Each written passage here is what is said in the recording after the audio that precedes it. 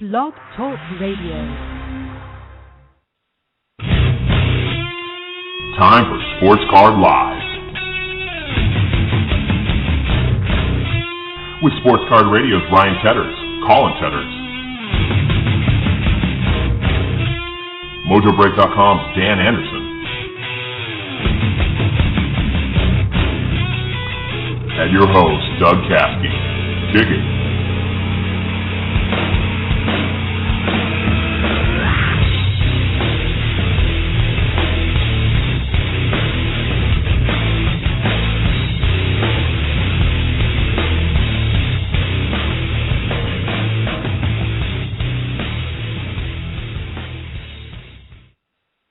Collectors, happy frickin' Tuesday. This is Sports Card Live, and I'm joined with Ryan from SportsCardRadio.com. Hey, how we doing? We're doing just fine. First show ever, popping the cherry on the live side. And we got Dan Anderson from MojoBreak.com. Is that my name? I thought it was Dan Rage.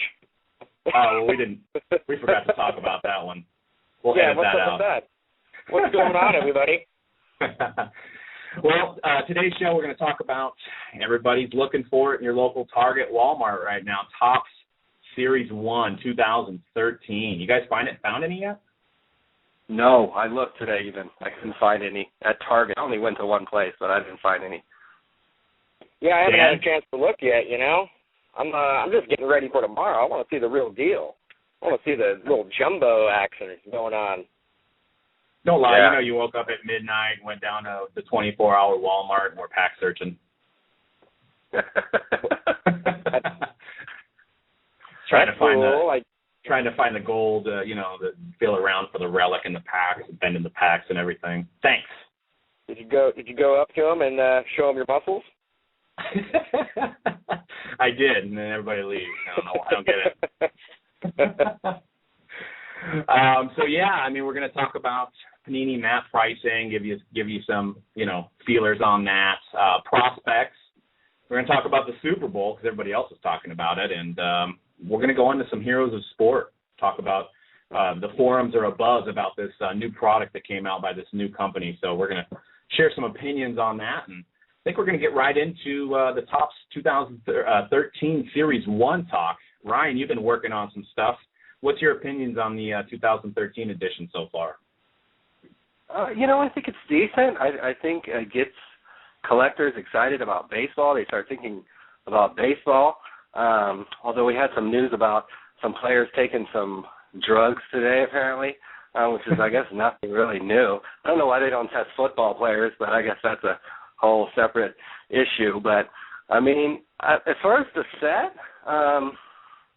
nothing like that stands out that's like, oh, my God, this is totally different from some of at least the last few years.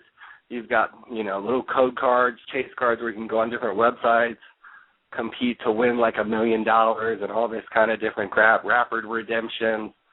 $1 million? Well, you know what? That's probably, they have that insured, and they probably are thinking nobody's going to win that. What you do is you get a code, you log on to like the Chase, Topps.com/the Chase. They haven't had the site isn't up yet, but you get these codes, type it in, and then you get, you start getting players like Mike Trout and Buster Posey, and then you pick a guy each day during live action. So like it'll actually, depending on what happens in the actual game. So you try to get a hitting streak going. You try to build a hitting streak. I think like ESPN has done these kind of contests before, and I think you've got to get to 57 straight hits. You've got to pick. I don't know how many guys you can pick for that. I don't know if it's one or if it's four. It seemed to imply that you could pick more than one, maybe like 3 or 4. But you've got to unlock the players by getting codes. It's going to be extremely difficult for anybody to get 56 straight hits. I think if you get 15 hits in a row, you get something, and so on and so forth. Kind of like the $1 million giveaway, the diamond giveaway, all that stuff. So you're telling me idea. They're not going to put $1 million in a pack? Oh, wouldn't that be something? Like just roll it up, just a blank check from Topps. A truck up, yeah. Wow, that would be great. Let's patent that idea. That's pretty killer, that little interactive thing. They were doing something like that with draft picks and prospects this year too, right? Yeah, I know they had some problems with that website too. I heard there's some threads like on blowout forums and stuff, and I think Freedom Cardboard too, where people are having a little problems with that. The same idea, you would unlock prospects and then something about getting points and stuff. It's really kind of cool. It's incentive to buy more product, incentive to keep buying product instead of just buying a box the first day it comes out and then you're done with it. Like those code things and trying to maybe get a hitting streak together, it's going to encourage you to like keep buying Series 1 throughout, and they might even put them in the series. They're probably putting them in the Series 2 as well, and just keep buying the product. I think it's pretty cool if they could tighten up their websites and getting them to work properly a little bit. Those kind of things. I've heard a lot of complaints about it. It's interactive for the hobbyist, and it's actually kind of cool, man. It's like kind of intertwining like collecting with fantasy sports, which is really cool. I dig it. Yes, I think it'll be cool. I think it'll be really good. I think it'll add value to people selling this stuff, and I think it'll be a good thing. Yeah, well, one thing I went 6 to midnight on is they have SF Giants World Series relics, and you guys probably went 6 to midnight as well. So, we're all Giants fans here, so I was just checking that out on sportscardradio.com, where they have a pretty complete checklist. Looks like Angel Pagan, Brandon Bell, Crawford, Posey, Brian Wilson. I don't know, were they going to have a bench warmer relic of Brian Wilson? I don't know. Eli Whiteside? It's probably a piece of his jersey. Did he make the cut? Oh, no. They got Xavier Nady in there, though, surprisingly. Really? Yeah, a little ex-Nady. I know that guy's near and dear to your heart, a little ex-Nady action. So I love ex-Nady. So you already have a nickname for him. I already knew that, so I'm already on top of that one. Xavier Nady Wireless. Now, there is some retail-only stuff, Ryan. What is it, stuff that's coming out of blasters? It's kind of similar to what they do with a lot of their products, but it looks like they're doing two different things in this one. Yeah, like a commemorative. I think one of the set is like a commemorative patch, like a Phillies patch for Mike Schmidt, and it's kind of like a team patch. I think they have Trout and Harper and some old school guys. And then what I think collectors, these are kind of new. That I think collectors like. It's like a silk piece, kind of like how the silk cards number to 50 that are hobby and jumbo only. Start probably seeing those tonight or tomorrow on eBay. But these ones that come out of retail, they're like a silk relic of their rookie card, like old school. Like I think they even had Dwight Good. They're really kind of cool looking. So it's like a mini silk piece, kind of framed. And check them out, like online, if you haven't seen them, because they're really pretty neat. So if you buy a $20 blaster, you get a special pack inside that's just one of those patch cards. It's either the commemorative patch, which I think is like 25 or 30 of them, or it's the rookie reprint. And people seem to like them. I bet they sell for like $5 or $10 each right now, and that's like half your blaster right there, in that one pack. So before you even got to the regular pack, so people love this stuff.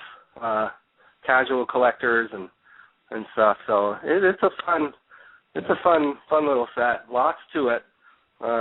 Not for everybody, but it definitely kicks off the baseball season.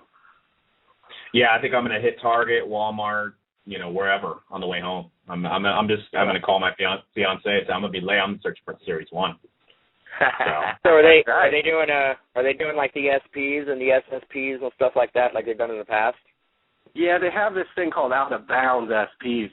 So it's like, Buster Posey, his normal base card is just him kind of rounding the bases, and he's kind of pointing his hand up in the air. But then he has this short print card, same card number on the back. It's like a variation where the quote out of bounds is him he's over by the backstop net reaching for a ball, and you can see fans in the background. Most of the out of bounds cards, it's either like Bryce Harper crashing up against the wall, or them kind of making a play, like, jumping, leaping for a catch with fans around and stuff. Just a different photography. And even like the last few of those, like Pujols, I think is card number 350 maybe, and then David Wright's like number 400 something, and then Jay Bruce is number 4. Those guys don't even have like it's not even like a variation. It's like their own special card and stuff, because the set only runs to like I think card number 331 or something is Jose Reyes. But then they have the 3 extended cards, so they're kind of an interesting little quirk. And then we'll probably see some SP hobby exclusive cards. So I'm sure those will. They usually do those. I haven't seen anything like that yet, but I'm sure here on eBay, as they keep refreshing. That's my personal card store. Just keep refreshing. It's fun for me because I just kind of try to organize the set and see what's out there. And I'm looking at eBay. Go ahead, Doug.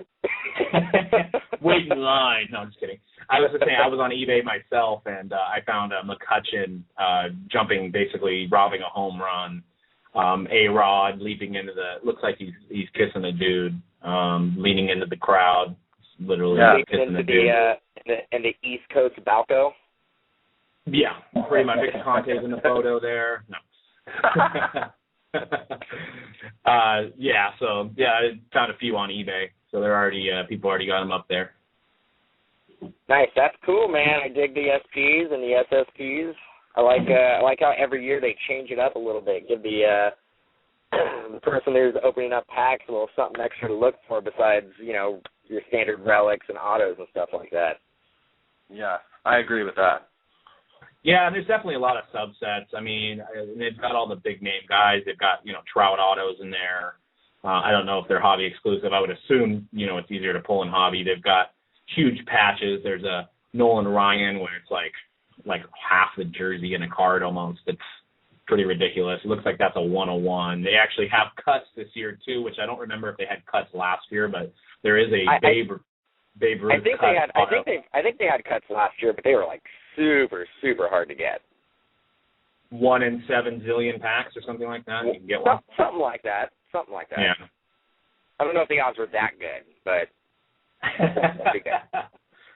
Yeah, so it's pretty interesting, and you hit forums tomorrow. I mean, you already hit forums today. People got the retail stuff up, rack packs, blasters. I'm sure some people got their case a little early, hobby-wise, and they're busting the stuff too. So, yeah, definitely. Yeah, I mean, we got 3,000 cards to sort tomorrow for Top Series 1, so that should be something to look forward to. But hey, the first time around is always fun. So, guys in our break are like, "What the hell, man? You're supposed to look forward to that." I always look forward to it, man. It's it's like pretty much the end of winter time. It's like get that baseball fever going on, and spring training's right around the corner. The WBC. I don't know. Are they going to have like subsets with WBC players in this set, or are they going to wait until Series 2? I didn't see that. I did not see any WBC players. Maybe they'll come out with some kind of special little set. I don't think they've said anything about that yet, but maybe that's a possibility. Later on, it may be a Series 2 or an update. Deal. Yeah. I think last time it was in Bowman. I want to say it was in Bowman. It was in Bowman draft. So they may, because I think they got to get. I know they might have some guys do studio photos, but I think they wait until these guys are actually, the games are going on to get the photos of a lot of these international players. And because in 2009, I think it was either 2008 or 2009 Bowman draft where they had Darvish and Cespedes, and those were literally the first time that anybody had seen cards of these guys before they were picked up by the major league teams. So they'll probably be in Bowman is what I'm assuming, but they may have some kind of special stuff maybe for the USA team or something. Right. Yeah. But have they announced the rosters yet? Yeah. I know. They have. Nice. I know for the USA. I think for the U.S. Maybe I don't know about all the countries, but I think for the U.S. for sure. I know Vogelsong made it, which worries me a little bit, but he did? Vogelsong and Affel. I can see Affel, but Vogie, huh? Yeah, I'm like, don't wear out his arm too much. I mean, come on, we need him. Yeah. Hitters isn't a big deal, but you stretch out a guy's arm by throwing an extra 50 innings in a tournament. It's kind of. But there's a lot of pitchers. He probably won't throw any more than like 10 to 15 innings. I don't think he'll throw 50. Yeah, if I remember correctly. He may be coming out of the bullpen, too. Well, it looks like they got – I briefly glanced over the USA roster, and I could probably bring it up right now, but I'm lazy. They look like they had like 15 to 20 pitchers, so they may even just do like 3 innings at a time for everybody. They may not even have a guy go like 6 or 7 innings just to protect their probably arm. not, unless it's like a championship game or something like that. Yeah, or maybe they know the guy got busted for roids, so just use him all 9 innings or something. Here we go. Go easy on Melky, man. Poor guy hasn't even played a game in Canada yet, and he's already getting busted. Oh man, I know. They brought his name out again. He's already did the time for that. Come on, that was a 50-game suspension. He's all, I thought steroids are legal in Canada. That's why I signed the contract. What's going on? So, media day's been going on. Super Bowl, 2-week wait, and we're down to the final few days before Super Bowl. I already know who Dan's pick is, but Ryan, I want you to weigh in on the Super Bowl. See who's your pick, and what do you think's gonna be the MVP? Who do I? That's a great question. I used to live in Turlock, California, where Colin Kaepernick of the 49ers grew up. So I have to go with him probably actually winning the MVP and the 49ers winning probably a close one, physical game on turf. It'll be fast. These guys had 2 weeks off. There's going to be some big hitting. I anticipate a good game. Joe Flacco's been playing great lately. The Ravens have been playing very well lately, and they have some weapons on offense, and we all know about their defense. So I anticipate a good game, but I think just Kaepernick's ability to run and throw, that's going to be too much. We've seen him light up the Patriots. We've seen him light up, these guys that have been playing in the playoffs these last couple of weeks. So I look for the Niners to get it done again. Nice. Dan? It's going to be a tight game. Ray Lewis will win the MVP because, he has to go out on top. It's Ray. Come on. The Niners are going to lose by a missed field goal by David Akers. Ooh. They're going to lose by 2 points. He's going to miss it. He's going to miss it. He's going to miss like a 40-something yarder, and that's how the Niners are going to lose the game. Oh, kicking us while we're down, man. We haven't even recovered. I know, man. I know. David Akers. It's a little rough, but that's Joe Flacco's going to have a good game. I think it's going to be a relatively high-scoring game. But could be. Ray Lewis will get it based solely on him being Ray Lewis. I don't think he's going to have an amazing game, but if anybody's going to win it on that team, it's got to be him for MVP. Well, he's old enough to be most of the players' dads anyway, so I guess you got to give him pretty much. And I think Kaepernick's going to throw for over 300 yards. Yeah, I think the Ravens' defense is just too slow for us. They're old and slow, and they're just going to get decimated by that physical offense, which I'm sure they've been preparing for all week. But Harbaugh's probably got a little trick up his sleeve that we're going to see on Sunday. Which Jim. Harbaugh? Jim. John? Jim. John Harbaugh. No, Jim. Big Jim. Big time Timmy Jim. All right. But it'll be interesting. Did you see Panini? They have a new Super Bowl promotion. Speaking of Super Bowl, did you guys see this on their website? They actually just announced it yesterday. No, please enlighten us. All right. It's a black box, not the black box we know and love, but it's a Super Bowl 47 black box from iCollectPanini.com. So if you buy one box of 2012 Panini product, hobby or retail, with an MSRP of $60 or more, you'll receive one Super Bowl 47 black box. And it looks like it's one card. They're showing a Drew Brees private signings auto here. Looks like they have Tom Rathman, Brandon Whedon, auto, Doug Martin, all your run-of-the-mill rookie guys from this year. Looks like special cards. It doesn't say that you're going to get an auto and everything, but it looks like there's autos in the set. So they also have diamond-studded cards of the Super Bowl MVP quarterbacks with roots in the New Orleans area. So you got Peyton Manning, Eli Manning, Drew Brees.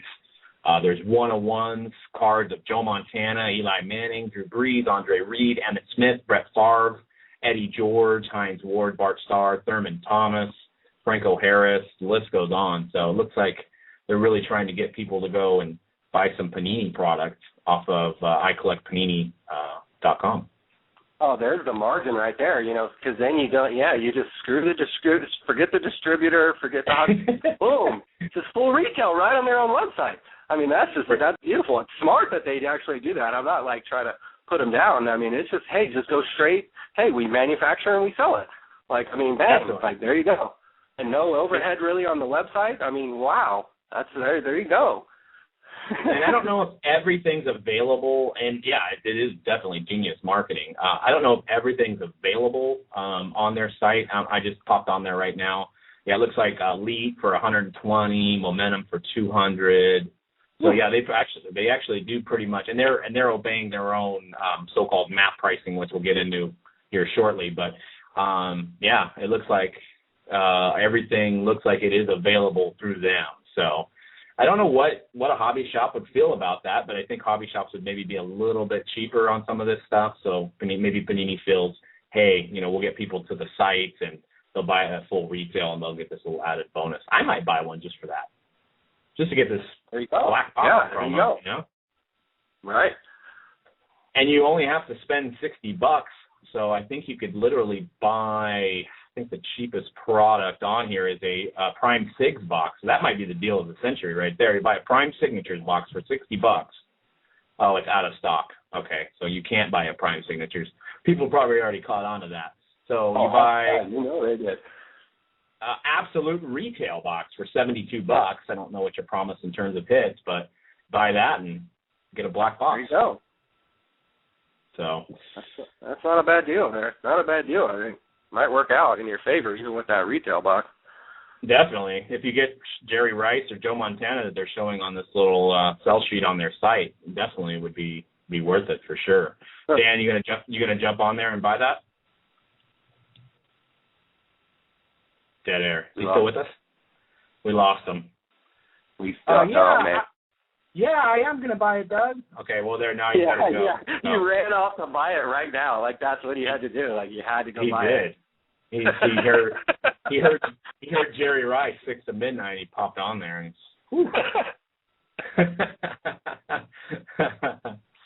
But that moves us right into map pricing. Wanted to hear your thoughts on what Panini's doing with removing the map pricing.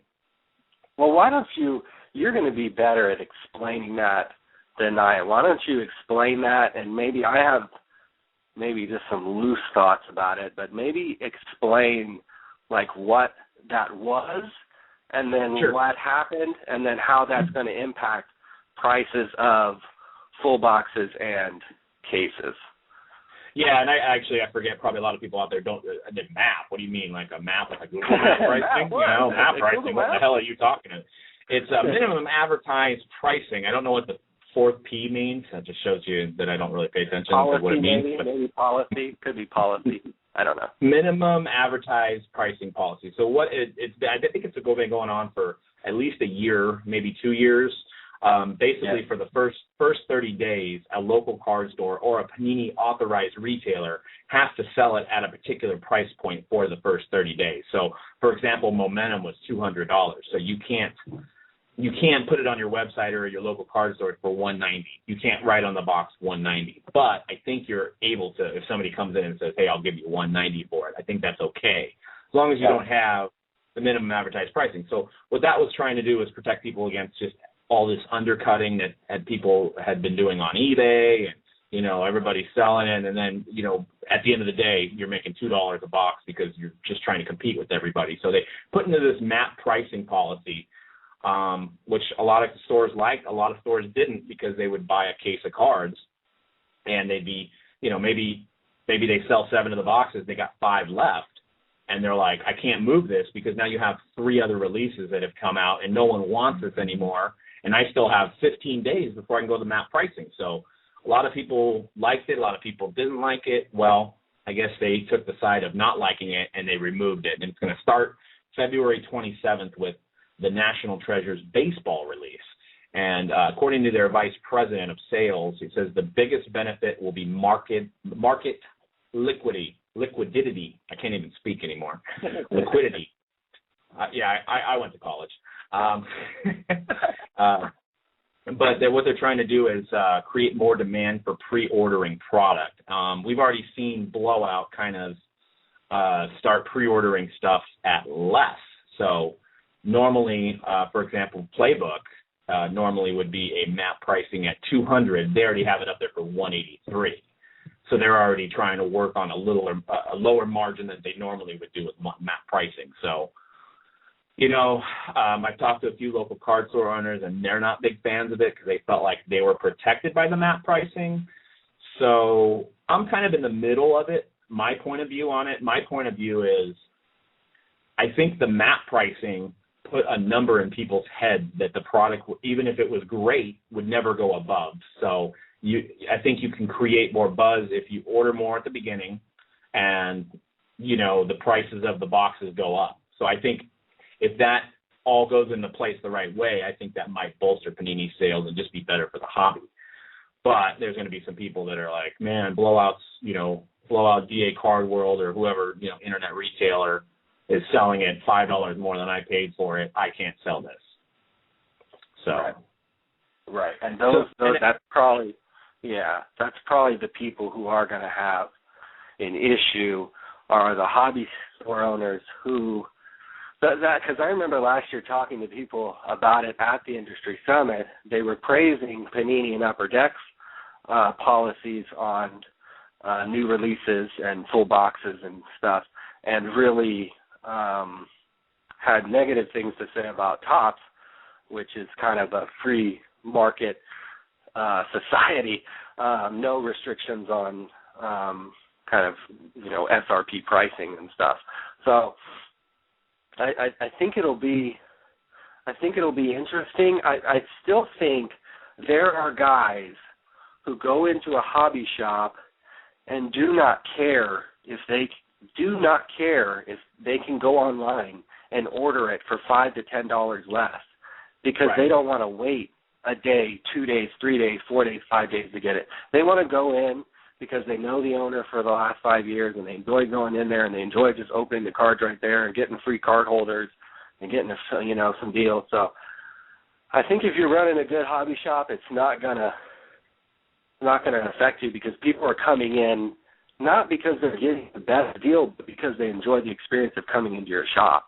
And they're not going to worry about, oh, God, if it's like jumping on Amazon. Oh, I could jump on Amazon and save $5 if I bought that phone charger.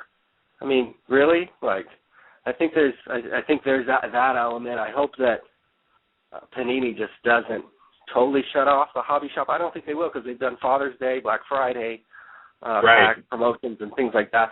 They're way more kind of in tune to that side of the business than I think Topps is. Yeah, I think so too. And I think Dan just came back from I Collect Panini, and I think that's why he had to leave us. But he's back now. That's pretty much it. I think you pretty much gave me the boot because of my Super Bowl prediction, but whatever. Whatever. I think so. I was going to start talking about Randy Moss, man. Did you guys hear his? Not to get off topic. I know we're talking about Panini map pricing and all that good stuff, but did you hear about his interview today? Oh, no. He's the best receiver ever. Oh, wow. Come on. That's Randy. what he said. And this guy plays for the Niners. And that's a bold statement. And I like Randy Moss now. He's a good guy. You know why he said that? Because he wants to get double coverage, and it's all part of the game plan, man. They're going to keep Crabtree open. No. That's Randy Moss being Randy Moss. Randy being Randy. Randy being Randy. Yeah, I love me some me. There's some good videos of him in interviews that was mixed together. I think it was that guy Steve, that DJ Steve, has a pretty good video of his little isms, so to speak. But what did you think about Matt? What do you think about the new map pricing? What are your thoughts on it, Dan? I think it's gonna be better for the pre-sale stuff. I think that's why Panini did it. They were their pre-sale orders were nothing compared to Topps, and a lot of their products would kind of just linger out there until the first 30 days. I don't think it's going to affect breakers too much. I don't, it's what's better? I mean, is it better to sit on a product for 30 days or liquidate it and get your money back and reinvest it into something else? I mean, card shops need to have at least that option.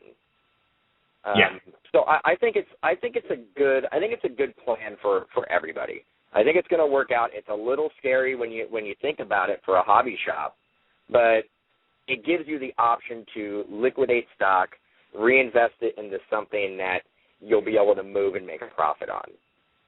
You're not like confined to this product and you got to sit there and stare at it. And when that stuff is sitting on your floor, man, that's money that's not liquid that you can reinvest. So I think it's going to work out for everybody. I know it's a little scary, but it'll help drive Panini's pre-sale orders, and it will give the card shops and the breakers options, and not getting stuck with the product for 30 days. So I think it'll work out. I think it's a good move by Panini. Panini, I'm a big fan. I'm a big fan of them, as you know. Like, just they always raise the bar. I mean, they're definitely a good company to deal with. And they think about everybody's best interest. They do what they can, and I know they have to. I mean, they're in it to make money as well, but they do care. So. Well, I like them strictly on name alone. I love panini sandwiches. So when I got into this industry, I was like, what's there not to like about a company named Panini? I mean, seriously. It's making me hungry, man. I'm thinking about it right now. I'm starving. I've just been drinking water and Rock Stars and Red Bulls all day, and I could use a panini right now. If anybody's listening, order me a panini. And by the way, if anybody's listening and they want to get on, there's probably maybe 2 people listening right now. Guest call-in is 347-855-8815. Once again, area code 347-855-8815. You can get on and, I don't know, maybe I can give you a free card. I think I got some free cards here we can give away if somebody calls in. Be careful if you're doing a Super Bowl prediction now. Make sure it's the Niners. Are you gonna get the boot? Well, yeah, and wow, it was a bad connection on my end, I think. Sure, I just thought you went and bought some Panini stuff. You want to get that Jerry Rice that's in that, I collect Panini Super Bowl pack. That's what I thought. You jumped on it. That's what I was really doing. You're correct. You know me, man. I love me some Jerry Rice and some Eric Davis and Merton Hanks and all those other guys. Ricky Waters. Merton Hanks. Am I naming the 1994 Niners team right now? Well, you did, and you know what's kind of ironic about Merton? You know what Merton Hanks does now, right? He's he hands down the uniforms fines. Yeah. So he's the one who finds everything. Yeah, he's the one who. We got a caller. He's the one that. Yeah, we did. Oh my God! What? Yeah, we'll get him on here in a second, but yeah. Merton Hanks hands down the fines, and I'm like, dude, he's a Niner. He fined Frank Gore like $11,000. What the hell? What did Frank Gore get fined for? His socks were too low. I think, right? Yep. He got fined for dominating too much. Oh, that's what it was. That's just BS, bro. Here, I'm gonna go find a card. You guys talk real quick. Okay. Ooh. What's going on? Man, I need some Series 1 in my life.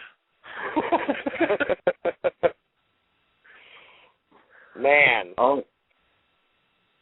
So you were, how many people? Oh, go ahead. I'm talking over somebody. I'm gonna shut up for a second. No, you're fine. You're doing great. So you really don't think the Niners are gonna win, or are you just being a Rams homer? Man, I'm a homer for the Rams, I don't have the strength to watch another Niners Super Bowl win. Yeah. And they're due to lose one, right? They're due. They're 5-0. They've never lost. Yeah, that's crazy. They're due to lose one. Straight dominating. Yeah. All right, well, we're going to bring on 785. 785, you're on the air. How's it going? It's going good. How are you? Good. Who are we speaking with? It's Greg, Jayhawkaholic. What's up, man? You know our voices, but we don't really hear your voice too much. So. Yeah, you know what? I tend to keep it quiet with just using the keyboard there. I just wanted to call and wish you guys a good show. Awesome, man. Well, thanks for listening, and sure. yeah. Yeah, you definitely need maybe add a chat room to the live feature. Okay. I don't know. That'd make it a little bit easier to use, but yeah, I'm glad I found it and all of that. Pretty excited about Prism tomorrow. That'll be good breaks. Yes.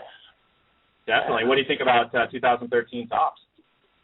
You know, I'm still trying to complete last year's set, so I'm just waiting on the tons of cards. It's the franchise has become such a monster to chase that, I mean, I don't know. I don't get into it until much later on, and I might just sit out 2013 entirely. Yeah. But I mean, Prism Football has really definitely got my attention. I guess there's already retail of that out alongside of some Series 1 some places because eBay is full up of Prism listings. Nice. Good. Well, and just for calling in, we're going to give you a free spot in our random for Prism tomorrow too, Greg. Oh, that's awesome. So we'll get you that. I'm really glad I called now. That's the least we can do. You're the first ever caller, and hopefully many callers. So we'll probably hear you again, I'm sure. So. Yeah, absolutely. Glad to help kick it off. It is an enjoyable show. Awesome. Well, we appreciate it, and this is going to be a nice collaboration with Ryan from SportsCardRadio.com and us and Colin, and hopefully we'll have guests on and stuff. And this is just the beginning of hopefully something that gets big. So. I think that was actually the first time I ever heard about Mojo Break and you guys was on Sports Talk Radio, Sports Card Radio. Yeah, I was listening to one of his podcasts, and you guys were doing some sort of collab over there. I can't remember what you were calling it at the time, but that was my first introduction to you guys. Just when I was starting to get into the hobby, just searching for podcasts anywhere to kind of figure out what was going on. It's good. Nice. That's good. Man, that's good. Yeah. They were the pioneers in podcasts, pretty much. They were the only ball game for a while. Actually, My brother is. My brother's definitely the pioneer. I can't take credit for that. Well, shout out to Colin over there, who pretty much was like I said, the only ball game in town, and kind of what motivated us to get a podcast out there. And I know those guys over at Cardboard were doing theirs too, but they were more on a live show basis. So I tuned into Colin, and it's just an amazing show. I think they're up to one episode 115 or something now. So. I think he's done. I think he's planning to do another one soon. So he's. I think he's up to 100 something. Like that's crazy. I remember when he did his first one. He told me about it. And I just kind of laughed. I just was like, "What? What do you do?" I was working at the time doing something totally different. So I was just like, "Okay, dude, do whatever." And then I couldn't imagine that it would have turned into something totally different. So it's good. It's really good. Yeah, nice. I certainly wish you guys the same, same luck with this show. Let's awesome. Make it to 100 episodes. Definitely. And before we let you go, Greg, Super Bowl prediction. I'm actually, I know this does sound like kind of a homey answer, knowing that the 49ers are your team, but I will be rooting for the 49ers. I just, nice. I'm not really behind the, Ray Rice, Ray Lewis, Team of Destiny. It's just doesn't fit well with me. Nice. Well, that's the right answer. Dan will tell you you're wrong, but that's because he's a Raider. There's something. There's just something about watching Kaepernick play and watching 49er quarterbacks in the Super Bowl has always been very, very fun, entertaining. Nice. Well, that's good to hear. Well, congrats, and hopefully we get you the Colts or the Redskins for the free spot, or maybe that'd be great. I'll definitely be buying the spot, so I'll have two, and that way I can get both the Colts and the Skins. There you go. Yeah.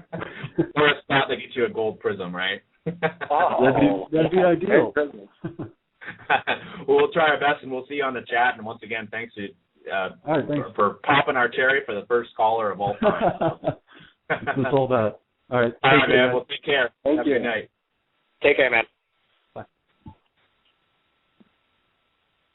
Sweet. All right. That was awesome. I'm glad the interface works great, and we're able to just plug people on, and that's cool. It's modern technology. It's insane that I'm sitting in that. Listening, like I can't believe that was awesome. Like I'm like stunned right now. That's great. Yeah, I mean, the quality was good with the call in. I think the chat is definitely a really good idea. I think we should go for that. That's killer, because I know Cardboard Connection, they do a little chat during the show, and it's really interactive. Yeah, definitely. And I just launched a chat, and it looks like we're the only one in the room. So I think you have to launch it for each show.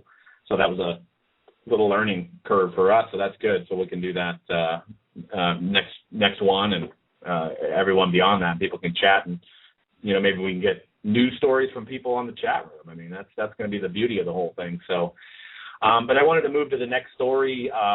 Very, very hot topic on forums. New company called Heroes of Sport Incorporated, I believe, is their website. To give you a little background, if you haven't heard about this product, it is a buyback product that you can get. Looks like a lot of vintage, lots of good stuff has came out of it. There's been Babe Ruth cuts, Strasburg rookie cards. There's a variety. It's a baseball product. That's at least their first release. It's called Chapter 1. It's a baseball product, and then what they've done is they've intertwined points to a leaderboard where you can win. I believe it's a Babe Ruth bat PSA is one of the grand prizes. So you got to put together these points through the course of, I believe it's 3 to 4 months. I'm not an expert on their product yet, but you put together some points, you can win some prizes, but it's basically a buyback product. So no cards they didn't make any cards whatsoever. They basically bought cards off of eBay and put them into a product, and some people are breaking it. It was debuted as a breaker product, and now some of the distributors are on board. A lot of negative things being said on the forums about it, just the way they introduced the product. I wanted to hear your take right off the bat, Ryan, on what you think of the product. Well, all I can go off is what I've been reading on the forums, what people have been texting me and emailing me about this. First of all, I don't care if anybody buys this product. Nobody's going to tell me how I'm going to spend $400 or $500. So SureTech is not going to tell anybody, oh, well, you shouldn't buy this product. I think I'll say this: anyone that is promoting or got paid to promote this set should probably think about what they're doing a little more. I just don't. When I read 10 pages on Blowout Forum and people who have 1,000+ posts on Blowout Forums are talking about a Ponzi scheme, to me that's not okay. And it's definitely a red flag. Yeah, a little bit of a red flag. A little bit of a red flag. I just got done. I've done a tremendous amount of research on Full Tilt Poker, which the Department of Justice called a Ponzi scheme, and could make an argument that was a Ponzi scheme toward the end of when they got in trouble and was siphoning off money when they didn't have it, trying to collect deposits on online poker when they didn't have it. And it's I don't want to say it's a similar idea, but there have been theories that they're continuing to make product after the quote-unquote release date. So they're taking orders, fulfilling orders, and then continuing to make product, continuing to make possibly hot boxes. It's disturbing. It's just disturbing, and I think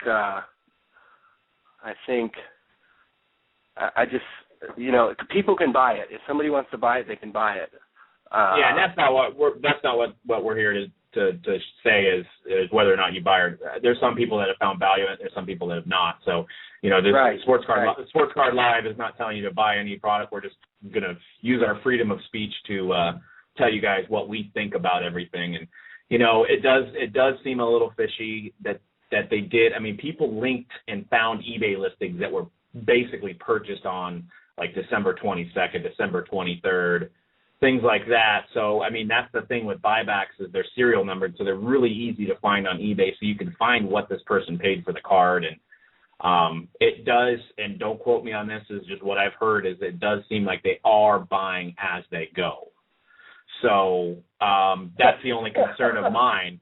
Yeah, they're pretty much taking orders and probably maybe they don't have as much capital to buy these high-end cards, so they're basically getting the money in and then buying more cards to fulfill more orders. And just it's a really trustworthy thing to do. We dabbled in mystery packs, obviously not on their grand level, but we basically took $1,000 in cards and we sold them as mystery packs. But what we did was we tried to film us packing the cards in and film the boxes being numbered and film all that stuff and try to and have a checklist. And even that, it was still, I felt like, man, this is just not complete transparency. Like there's ways that people could think that we were, favoring somebody. Even then I felt like, man, I mean, I'm talking about on such a small level. It's just they don't have a checklist. And if they're hand packed out, you tend to wonder if these guys know what's in particular boxes. That's just the biggest concern, in my opinion, is there's been some big hits pulled initially, and is that just because the product was just released? I don't know. Are there going to be more big hits to come? I don't know. Only time will tell. But the term front loading a product may apply here. I don't know. What do you think about it, Dan? Well, I mean, I think you can stop all the conspiracy theory if you make a product, you pack it out, and you have a checklist online. And you basically allow breakers, distributors, place a pre-order like every other manufacturer. And knowing that, there has been, it seems like there has been cards that it's like they're packing as they go, makes it completely, in my mind, not legit. I think, and I don't know the logistics of putting together something of this magnitude. So I don't know if it's difficult to, purchase all the cards, package them, pack it out, release a checklist, and this is what's in this product. All the product is out of the warehouse. It's in the hands of either people dealing direct with the company, distributors, breakers, local card shops, all this stuff. And that would pretty much end all the conspiracy theory if you knew, this is what's in this product. This is what I have a chance of getting. I don't know the logistics of putting all that together. Maybe it's too time-consuming, or it's not profitable, or it doesn't just make sense on a financial level. But that would solve the problem. And I think that is exactly it. I mean, for what they're trying to achieve, it would probably take, and this is just me throwing numbers out of my butt, but it would probably take $1 million worth of cards to produce such a product line that they are attempting to produce. So maybe they didn't have the initial investment. Maybe they only had $200,000, and they're like, we're going to have to pack as we go. Maybe they didn't have a choice. You know what I'm saying? But you start if you only have X amount of dollars to do it, then you basically only make a limited run of product. You basically you put what you have into it, and say they only had enough cards to make 100 cases. Well, that is the product run. That's the print run. That's what you're going to release. Right. I think the rumor is 850 cases. Sorry to cut that. Rumor is 850 cases, apparently. And counting, probably. So. See, wow. I mean, there's companies out there. I mean, like Leaf. They do some of the the best of football and the best of baseball, and I think they're coming out with the best of hockey. That's not packed out as it goes. No. That is basically packed out, sold to distributors, sold direct, sold whatever avenue it goes through, and that's it. It's done. There's no more sitting at the Leaf warehouse. It's out in the market. And Brian's pretty good at saying, I don't know if he does it with his best of products, but I know he does say 99 cases produced, 150 cases produced, and I think he's even had some products that are actually serial numbered on the case, that this is, 99 of 150. This is, 100 of 150. So you know that you're getting 100 case in the 150 print run or whatever it is. Yeah, and with what he does, I mean, I feel a lot more confident about the transparency.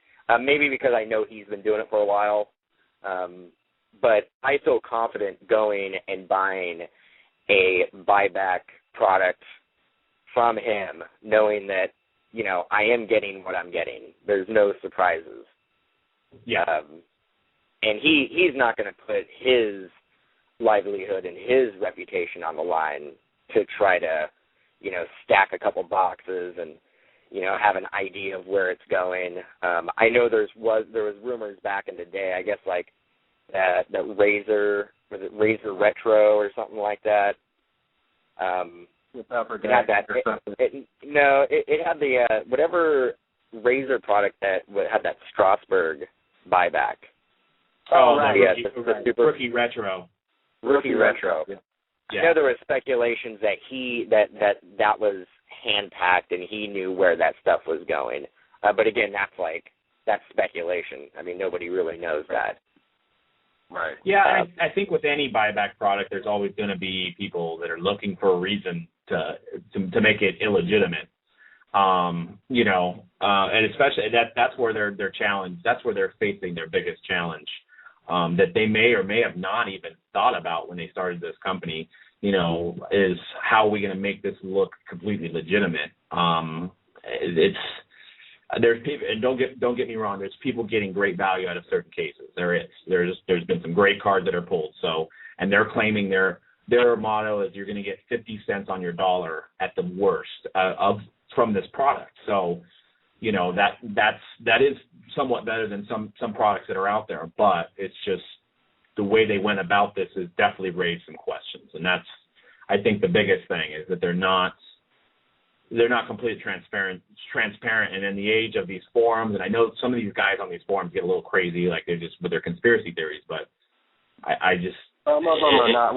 In this instance, I don't think so. I just read too many things on two different forums, practically the two biggest sports card forums have threads on this where intelligent people, it seems like by and large, intelligent people are commenting on this and saying, this is a bunch of crap. Right. Not the product, but just some of these situations, some of these peripheral kind of issues that are going on with this set and the transparency and it just reeks of, some people who are running this company have no clue what they're doing.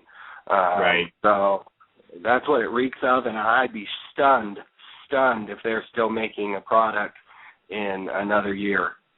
Stunned. Yeah. I would be absolutely stunned if they continue to make products. So, if you want to get in on this for whatever reason, I'd get a box because I would be absolutely stunned if there's more product after this. Yeah. And I'm leaning that way too. I just, I try to be partial to both sides, but I there's too much negativity out there right now on it. So it definitely makes me think that watch out for this product. But I don't know, it's for the sake of the hobby, I really hope. I mean, you guys are wrong. I mean, I hate to see like something like this happen, shady, where I mean, people are getting their cards. There has been stuff that's been absolutely stacked. And it's a little fishy how the hot boxes were not announced when the product was released. Yep. It was basically kind of stumbled upon, which is a pretty good indication to me that they're packing out as they go. And if they are packing out, selling what they had, and they weren't selling what they had, so they announced some hot boxes, and now all of a sudden it's like, oh, well, I'll buy some now. If they're packing out as they go, then that's just not. I mean, in my book, that's not right. That's not the right way to go about it. And I guess the hot boxes actually say hot box on them, don't they? They do. Yeah. So I don't know if they're controlling the secondary market at all, but I mean, one would think that if you bought a case for yourself, you could open the hot box and then sell the other two boxes, right? Well, it says hot. It literally does. That's confirmed. I watched the video of the hot box, and it literally says hot box on the box. Yeah, I don't know what the idea was behind doing that. Are they just expecting people to buy cases? Like you can't just buy one box? Because I mean, if you go into a card shop, and let's say theoretically this stuff is in the card shop, and they have a case, and they have 3 boxes up there, and one of them says hot box, and you're going to pick one up. What one are you going to buy? Right. You're gonna buy the one that says hot box, aren't you? Well, let me. I'm going to pull up the video right now and actually see, because I don't know if there's an outer box that doesn't say hot box, but I definitely seen on a piece of the box that it said hot box. I can't pull up YouTube right now, but I'll look into that later. But yeah, I mean that. Well, what would stop Blowout or DA Card World, who does sell single boxes of this stuff, from actually going, okay, well, we open this case, well, there's a hot box, so we're just going to keep this one for ourselves or give it to one of our loyals. I know that they're Blowout and DA Card World seem to be trustworthy people. I don't think they would do that. But if they see hot box, what are they going to do? Are they going to favor it to a customer that spends more money than the average Joe? I don't know. I mean, how do you do it with complete transparency and complete randomness? I mean, if it says hot box on it, you know. The person who's looking at it, you know that it's a hot box. So I mean, I don't really understand that. I'd like to sit down and maybe talk to the guys who run this company, and maybe they can shed some light and give us basically a play-by-play of how this product came together and what they're trying to achieve and what do they see going forward with it. I mean, coming from them, that would definitely help. Yeah, and I don't think there was enough about it. I mean, and it could just be, hey, I'm not a genius. I wouldn't even know where to begin with a card company. But maybe instead of spending money on advertising, maybe they needed to hire somebody that's done it, or maybe somebody that used to make cards and say, how do I release something? I don't know. I mean, Ryan? What are your thoughts on like the whole hot box thing? I don't know about writing it on there. I mean, I'm sure the hot boxes, that they're going to weigh differently anyways. And so I don't know about I just don't know about the product in general. I mean, I tend to even sets that I cover and sets on, I tend to even just stay away from some kind of brand new company that I never heard of. I just ignore it until they come out with a second set, because I could almost guarantee this is some kind of backroom deal where these guys bought some cards on eBay. I think it'd be pretty easy to put some packaging together. They paid for some marketing on some of the biggest sports card sites on the internet and just went from there and started selling this stuff. And I doubt you can buy this stuff through most of the distributor channels. It sounds like you can either call the guy up and buy it, or you can maybe find it on a few online websites. So, well, from what I've heard with distributors, like limited distributors I've talked to, is that they're gonna wait. They're gonna wait and see what this product does. They're gonna wait and get an idea, let them release a product or two, and see how it flies, and then maybe jump on board. It doesn't look like the distributors are ready to jump into it, and that's not a great sign for the consumer. Not at all. Because if they had enough money, and the distributors would happily release it and sell it if they thought it was something like a historic autograph. I mean, I've met that guy for a historic autograph. He makes kind of small buyback, kind of cut autograph products. He just hasn't come out extra. He's a great guy, honest guy. From the 2 or 3 different times that I've met him and talked to him, and I've even interviewed him before. And he has a very, very small operation, where he's got a few people working for him, and he releases a handful, like 4 or 5 sets a year. And I've never heard anything like this, the type of controversy surrounding his type of sets. Or, there was some controversy with Leaf and Razor kind of, but that was many, many years ago. And I think recently, like Leaf and Razor and Brian Gray, most people really enjoy their products, and you don't question, kind of the authenticity of some of their products. So, one of my favorite releases of the year so far. Ryan, have you seen any of that Leaf Memories? It's a buyback product. It's like, what is it, 1990 Leaf? It is. Yeah, yes, I have seen that. Yeah. That was so innovative, so cool. Has that retro feel to it. Yeah. You pull cards and you're like, man, you're like looking at it, you're like, dude, it's a Jeffrey Leonard card, and it's like all those guys who played in like the late 80s, early 90s, and you're like, man, this is like a cool idea. It's a buyback, but he put his own little twist on it, and I was a big fan of that product. Well, yeah, what he did basically was, he obviously can't use MLB licenses, so he bought back 1990 Leaf, which had MLB licenses, so that was one way around the licensing. And he stamped it. Yeah, exactly. A genius idea. And he numbered them to 20. He basically put a new stamp on there. It's from 1990. And he actually there's some big names in there. We're talking Frank Thomas, Randy Johnson, Wade Boggs. Wade Boggs, yeah. And he basically numbered them to their jersey number, so there's 35 Frank Thomases, and they're all autoed on card from the 1990 Leaf Memory set. So, and you get 2 autos a box and I think 10 to 15 numbered cards. He also has like a Pujols and like Byron Buxton, Carlos Correa, non-licensed, but they're the same format from the 1990 Leaf. So he has prospect autos in there too, but we've done a few boxes so far. We got a Wade Boggs. We got a Eddie Murray on the Dodgers auto. Wow. Nice. Yeah, it's some real 101 of Lenny Dykstra. I mean, it was like some really good value out of this buyback product. It was pretty cool.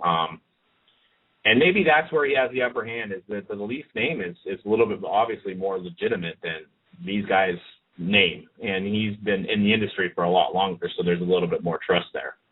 Yes, and he posts on the Freedom Cardboard Forum quite often, especially when a new product come out.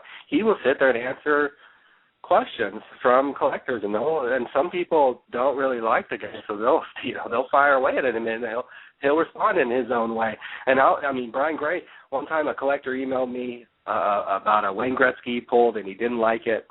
And he said, what do I do? I pulled this out of this Leaf product. I sent him Brian Gray's email. I said, contact this guy. If he doesn't get back to you in a week, let me know. Sure enough, about 2 days later, the collector emailed me, all excited, said he got back to me. He's sending me 3 cut signature cards. I got to keep the Wayne Gretzky. I'm going to sell it all and buy a really nice Wayne Gretzky or a box. I can't remember what he was going to buy. But he was so happy that he was like, boom, he got dealt with in a second. And I've called Brian Gray on the phone, and it's like, boom, he answers the phone. So it's like there's a lot of, when you have a smaller company, you're not one of the big guys, and you can't be like Topps and just ignore your customer service and ignore customers by and large.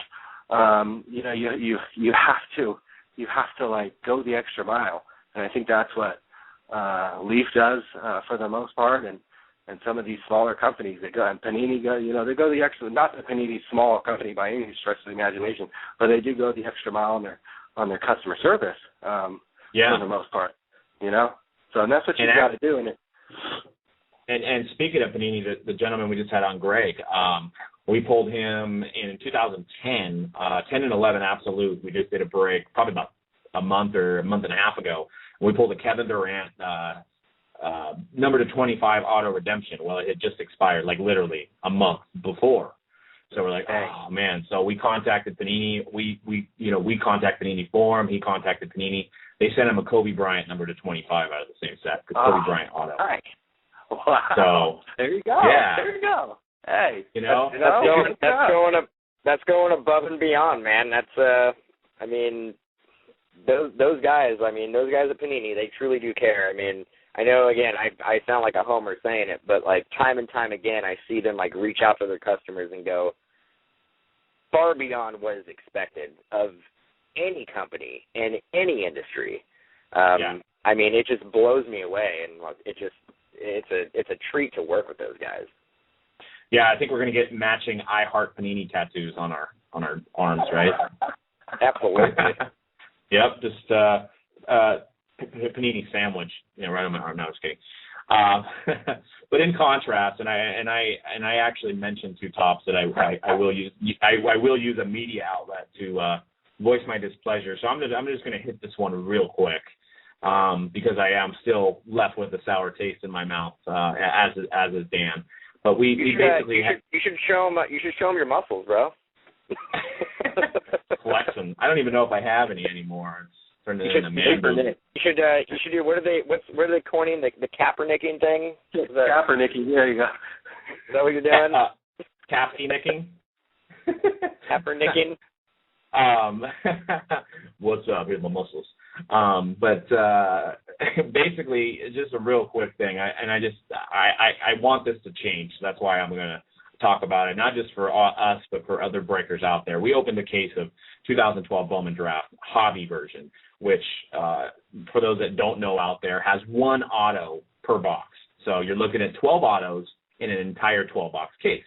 Obviously, there's colored, number, refractors, all that other good stuff, but you're looking at 12 autos in a case. So we did group break. We sold the teams by team, so it wasn't a random. And we were shorted, literally, 3 boxes had no autos. So you're talking about 30% of the product had no autos in it.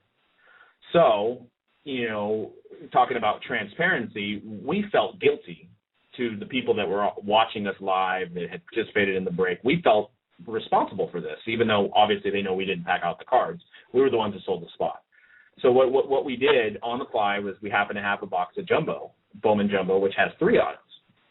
So we gave them that to replace it, because that's going to be 3 autos in there, and luckily they didn't short in that box, or else it would have been, a clown question or a clown story, bro. But so they got 3 autos. Everybody was happy. We approached Topps like, hey, we just want our jumbo box replaced, because 3 autos will not do a group break company any good. We're not going to, 3 replacement autos do us no good. We're not, we collect, but we want our box replaced, which I thought was a legitimate thing. And if they knew how much, we buy their product, I thought it would have been an easily, okay, no problem. We'll send you a box. No problem. We understand. So I contacted Top Support, which took, 5-6 days for them to get back to me. They finally got back to me and said, send me the videos and your receipt, which I did right away. It took them 3 or 4 more DMs for them to even respond to me about it. So literally 19 days later, and I'm claiming the whole time I want a box. And I proclaimed to them through the emails that, hey, 3 replacement autos does me no good. It doesn't. I don't care. And, that does us no good as a break company. We literally need that box replaced so that we can recoup some of the money that we spent. I mean, Bowman Jumbo boxes were $140, $150 at the time. So the person gets back to me and says, all right, it was sent to the mailroom. You should have it in 3 days. Okay, so I reply back, hey, what are you sending me? No reply. So what shows up at Dan's house? 3 replacement autos. Yeah. So I DM him again, and I say, hey, I told you, we can't use replacement autos, and they basically just gave me the cold shoulder and said, we're sorry, that's our policy, and it's too bad that you were shorted. We gave you what you were missing. Is basically how they put it. So I just think in the future they need to take notice that, hey, people are doing group breaks, and if we short them 30%, I can understand 1 auto being missing. That's fine. Give me a replacement auto. But if 30% of what is said to be in this particular case is missing, there should be another stipulation for people that break cases online.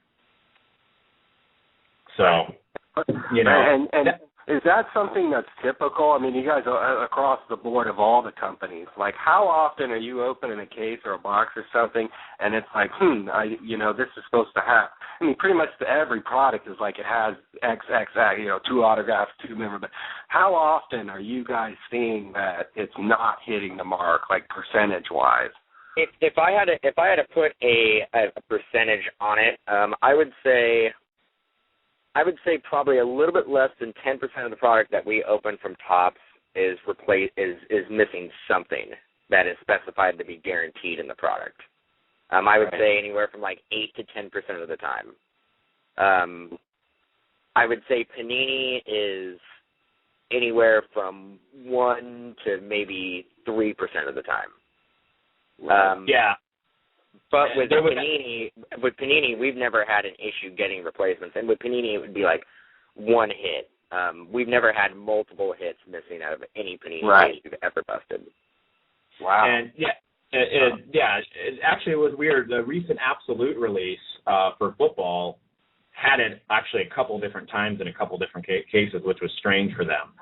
But they responded right away. They're getting us our stuff, but and I know mistakes happen. I mean, I know the packing machine isn't perfect, but how they handle people should obviously change, and people make them feel like they're valued. And it doesn't even cost them that much money to make you feel valued, really. I mean, what is a Bowman draft box for them? $40, $50. Well, I mean, even let's say they were completely sold out. They didn't have the Bowman jumbo box. They could have very easily said, look, like the next release we'll like give you a box of something, or like we can't do jumbo, but we'll make it right. We'll get you something that you can use to try to recoup some of the money you spent to make it right for your customers. Right. Because I mean, they could have very easily they didn't make tons and tons of those jumbo boxes, so they may have been completely sold out. There is a possibility, but there was Sterling coming out. I mean, they could have basically, maybe even gave us like $150 credit towards the Sterling box, or give us a couple releases, a couple smaller releases to, just kind of allow us to recoup some of the difference that we actually spent out of our pocket. And it would have been nice to be given options, I guess I would say. Like, give us like 3 options of what we can do, not just turn ahead and just send us whatever crap you have. Because we got like 3 base autos that were, I mean, we're talking probably, I would say if you were to sell them on eBay, probably about $12 worth of autos. And that would have been another thing. If they would have sent us a $100 auto, I might have been like, okay, cool. At least they tried. They thought about it. They realized that maybe they can only send out replacement autos. Maybe they can't do boxes for whatever reason. But maybe look at the value of what we were missing and try to fulfill that. I don't know. I really don't know. But that's a slippery slope right there, because if they send us a $150 card, well, why wasn't that card in the product? Yeah, I know. And so then you open up a whole nother can of worms by going, oh yeah, we got this like killer card that's like worth $150, like, but this was sitting somewhere not in a pack, and that's not right either. Right. So it's kind of a catch-22 with that. Like, I would prefer them not to send us a card that was $100. I would prefer them to put that into the product for the consumer. Yeah. I'm going to answer the door. You guys continue this conversation. I'll be back in like 2 seconds here. That's the thing. You guys aren't alone. I mean, those are the similar type of stories that I'll get. I'll get emails. I'll get wind of customer service issues.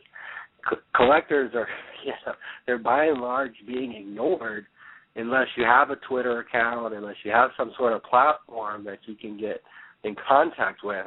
I mean, it's really kind of alarming for me to kind of see what's going on customer service-wise. And this is a company that just 5 or 6 years ago had $86 million in the bank that they were earning $2 million a year interest on. All that information is public information. You can go see that. So this is just cash that they have just sitting in the bank doing nothing, $86 million. I mean, how many customer service people would $1 million hire for an entire year just on the interest that they earn on that money? How many more customer service people can you hire, or get some people in there that actually care about the hobby and customers and collectors and giving people a choice. So, well, I mean, yeah, and for you, I mean, for you to even get those emails, it's a little it's alarming because you're like, this is alarming. Like, they're coming to me, and you're not affiliated with Topps at all, and you're just like, man, like I really feel for these people.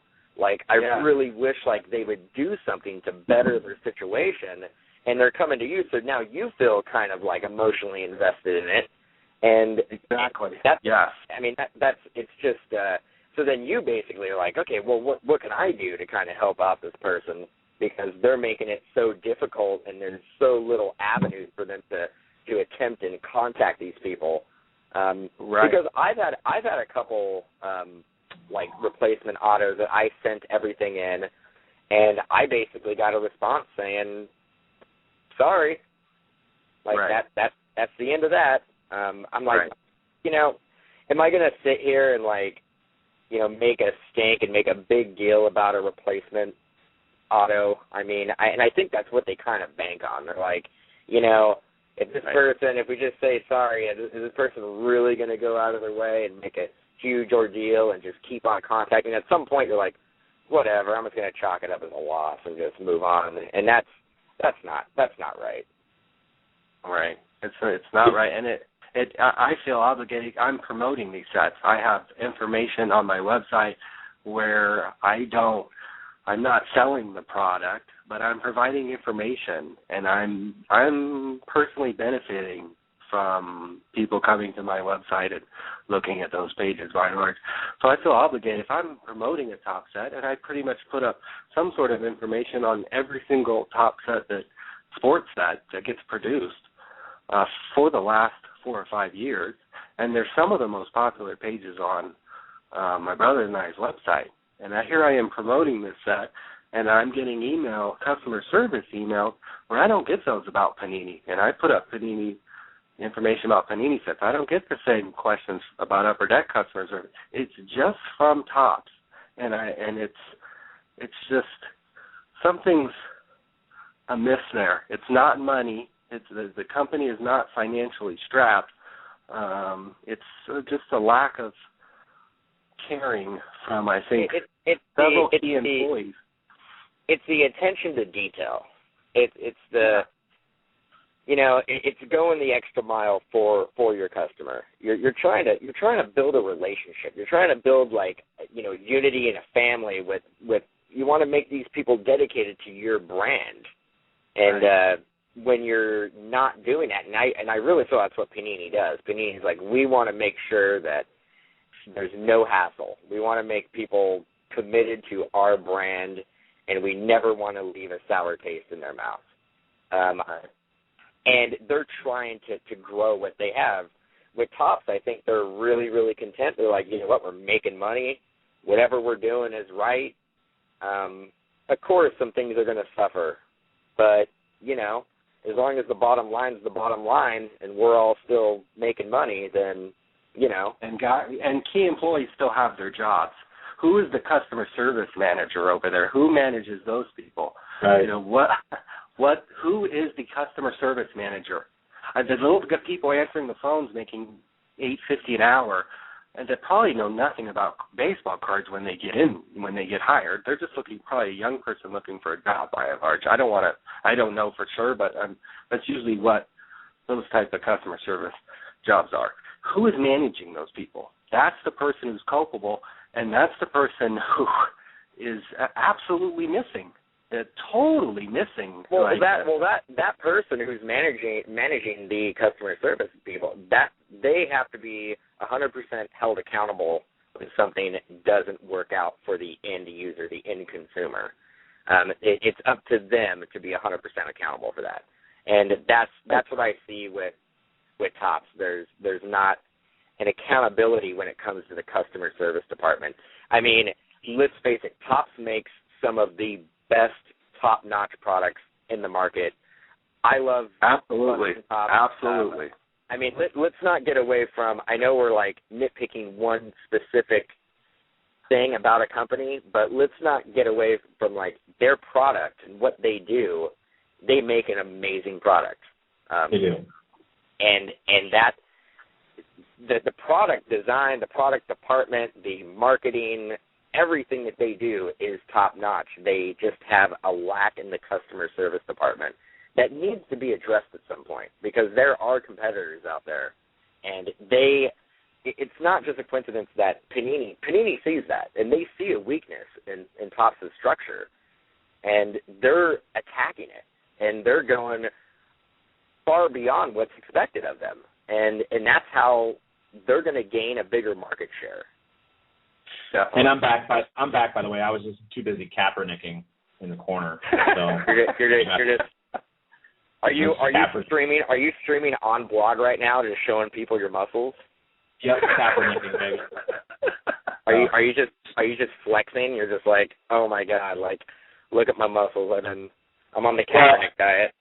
I took the Facebook Kaepernick pose. I took the Twitter Kaepernick pose. Then I did Instagram pose. I don't even know any more media that I could throw it on. I just Kaepernicking all the way around. So you should do it too. It put the smile on your face. Did you Photoshop your face on Kaepernick's body? Did you see that photo I made already? No, just kidding. Everybody at home, let's all do a Kaepernick. Let's all Kaepernick together. Kaepernick. I don't know. Maybe that might be trademark. Maybe I can't say that anymore. I think you. Yeah, watch out. Yeah, no, never mind. Well, I wanted to. We've been on for a while. It doesn't even seem like that, but I wanted to get into some prospects. You know, I think I got to cut out. I think that's what I got to do. Too much Kaepernicking for Dan, so we'll let Dan go. Yeah, it's been a pretty informative and intense show, man. Definitely. A lot of muscle talks, and you know, Doug has a mega nutrient supplement bar he's probably chowing down on right now. And small Kaepernicking. And yeah, I think I'm gonna go back in and do what I got to do. All right, man. Well, take care and think about how you're going to Kaepernick tomorrow together. We'll Kaepernick together tomorrow. For sure. All right, Ryan. Ryan, it was good talking to you. And Doug, I will talk to you later. And yeah, killer show, guys. And I'll talk to you guys later. All right, man. Thanks. Later. So yeah, I wanted to get into some prospects. I pulled up actually a site that I think it's the competitor to Baseball America that you don't have to pay for because I'm cheap. Is scoutingbook.com, and they basically rank, and it's very similar to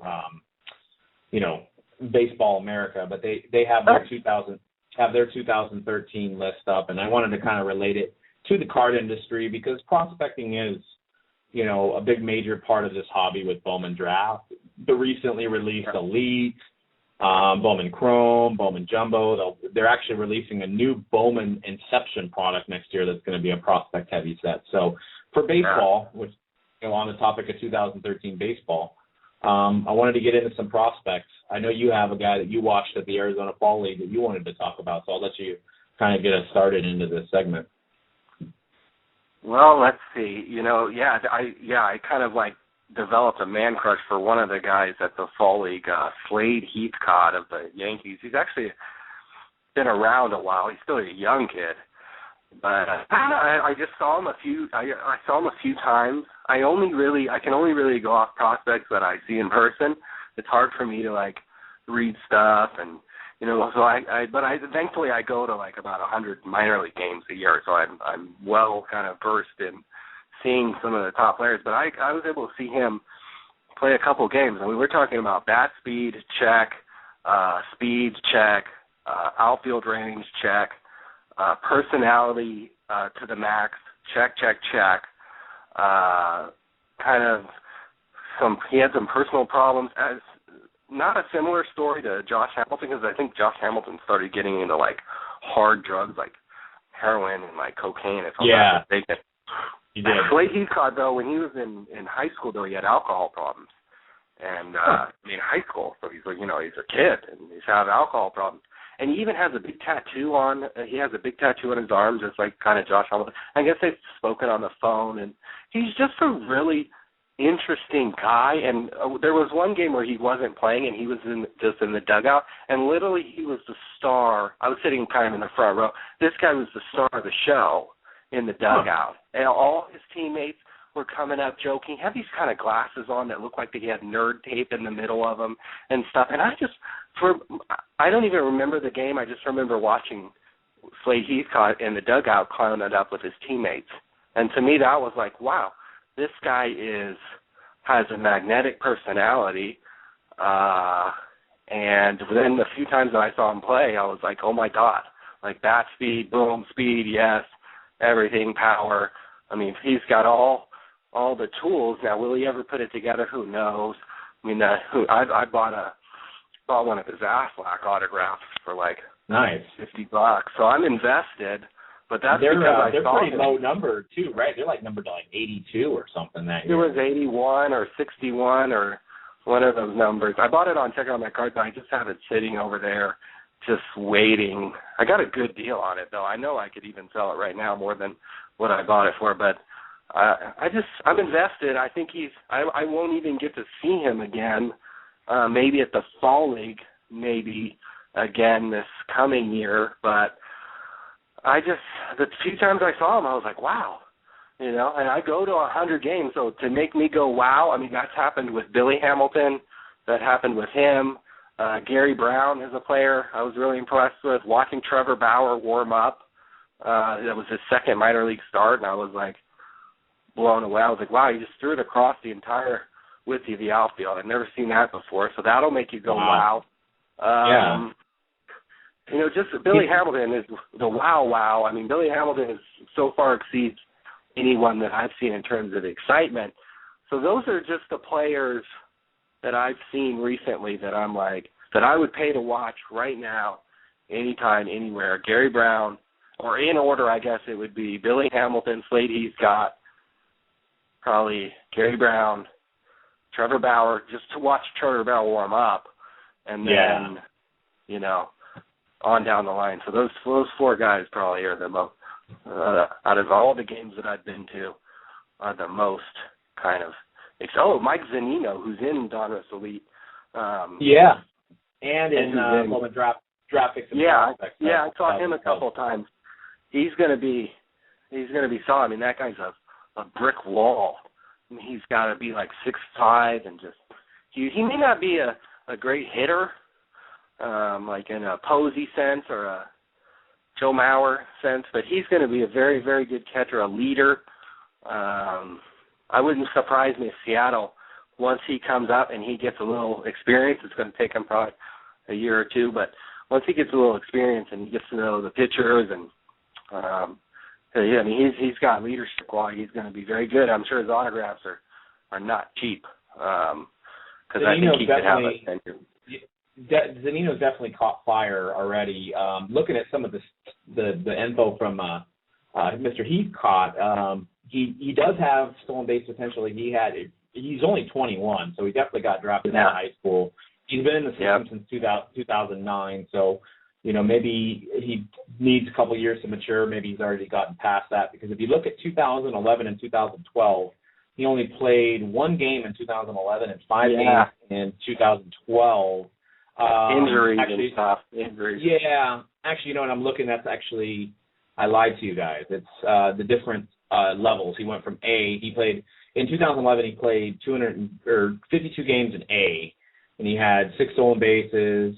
He batted .271. Now, last year, he moved up to A+, which is Florida League, Tampa Bay, or Tampa affiliate of the Yankees. He had 17 stolen bases, and which was the most so far in his minor league career. He hit 5 home runs, but he batted .307. So he's definitely a guy that's on the upswing. How many times did he strike out? How many strikeouts did he have? So far, last year it was only 66 in 66 in how many games? 60. Okay, so he strikes out a little bit, but I'm telling you, the bat speed, when I saw him, I was like, oh my God, like, bat speed. He's got the numbers. I'm sure the numbers aren't that impressive, but trust me when I say that this guy has the potential to be a all-star, and then he plays for the Yankees. Like, this is why I invested, because, I mean, exactly. he gets to New York, and he has this type of personality. This guy, I mean, I don't know if he'll show it to the media or if it's, but when I saw him, I was like, this is the biggest character on the team, and he's talking to everybody. He's talking to fans. He's enjoying himself. And then when I saw him play, I was like, wow, this is one of the most exciting players I've seen in the last 2 years. So he's somebody, he's right up there for me as somebody I'm going to be watching, or at least I can't see him in person. I'm sure he'll be on the East Coast. So, somebody I'll be watching stats very closely to see what happens with him. Yeah, I definitely think he'll be up soon. I mean, he looked like he's matured, and his strikeout total is down from, he had 101 in 2010 in 76 games, so he's down 16 less games. So it's improving, and I'm pretty sure. I mean, I played baseball for 14 years. I never made it to this kind of level or anything, but I could only assume that when you're out of high school, you have to kind of adapt to the talent level that's out there. So, and that comes with some grooming. It's very rare, like a guy like Bryce Harper will make it up when he's 19. There's very few guys that are able to. Very rare. I mean, Griffey, what is it, like Carl? I mean, we're talking like, it doesn't happen, and it just doesn't. You have to be just unbelievably talented, to be able to do that. Yeah, I mean, Bryce Harper. I mean, we're talking about prospects. What's Bryce Harper? He's like, how old's Bryce Harper? He's like 19. I mean, that's just what he did is. I wish I could have seen him play in person. Like, I wish I could have seen a couple games in the minor league or went to the fall league the year before I went. I mean, my God, like, just unbelievable. And that's what people forget, because people are like, oh, he batted 260 last year. I mean, well, God, I mean, most guys at 19 are still at that's most guys when you a standing ovation, like, oh my God, that's unbelievable, like, unbelievable. Because I watched 25-year-old guys strike out and have absolutely no chance. I mean, 90% of the guys I see have no chance of ever making it. And so when you see that guy that, like, pops and is like, oh my God, like, wow, that speed, oh shit, like, speed, it really just, so the fact that Bryce Harper's 19 years old and he won Rookie of the Year, and Mike Trout too, I mean, my God, like, we're talking about two of the most gifted players since, Griffey, so it's crazy. It is. It's very crazy. And what's astonishing about this top 10 is that there's 6 pitchers in the top 10 prospects for 2013. A lot of people don't like to invest in pitchers because of the, Tommy John or, just the injuries happen obviously more, or, mentally it's hard to be a pitcher as well. And scrolling down this list, Dylan Bundy is currently the number 2 ranked prospect overall. So he's number 1 for pitchers. Then you got Trevor Bauer, which is number 3. He's now on the Indians. Garrett Cole. Yeah, that was an interesting trade. Like, wow. They just gave up on him real quick. Wow. Diamondbacks, it's not like they have like a giant rotation. You would think that they would pitching is hard. Yeah. Pitching is hard to come by unless they've seen something in him. I know he got blown up last year. Maybe they were just like, you know what, this is a project we don't want to be a part of. I don't know. I mean, I know that could very well be the case. Yes. I know they just gave right up on him. Kind of similar to like the Giants a couple years back traded Alderson, who was like number 2, number 1 prospect, and for Freddie Sanchez. And I mean, Alderson's he's on the Pirates, and I mean, he's been in their system now for 5 or 6 years, I believe. So obviously he can't put it together, or we would have seen him up by now, especially on the Pirates team. So, I mean, now they have the big names like Cole and Tayen, but at the time he would have been probably one of their number 1 prospects, and he never made it up. So, which is also crazy about the Pirates is that they drafted Mark Appel, so they potentially would have. Mark Appel didn't sign. He didn't sign when he went back to his final year at Stanford, but they could have potentially had Garrett Cole, Jameson Taillon, and which I don't know if I say that right. I think it's Taillon. Yeah, I don't know either. I don't know either. I know it's not Talon. I know that's wrong. So I think it's Taillon, but they could have potentially had Cole, Taillon, and Appel as in the rotation, and that would have been brutal. That would have been nice. And then rounding out the rest of the list, you got 2 Mariners pitchers. So you got 2 Mariners pitchers and 2 Pirates pitchers. You got Tawan Walker and Danny Holtzen for the Mariners. Tawan Walker has been around since 2010. He was the first pick, and Holtzen was the number 2 overall last year. So they got a little combo going there too. So it's interesting. I mean, what are your thoughts? I mean, what's successful prospecting for you? I mean, get a guy super cheap, or maybe pay a little bit more for a top name.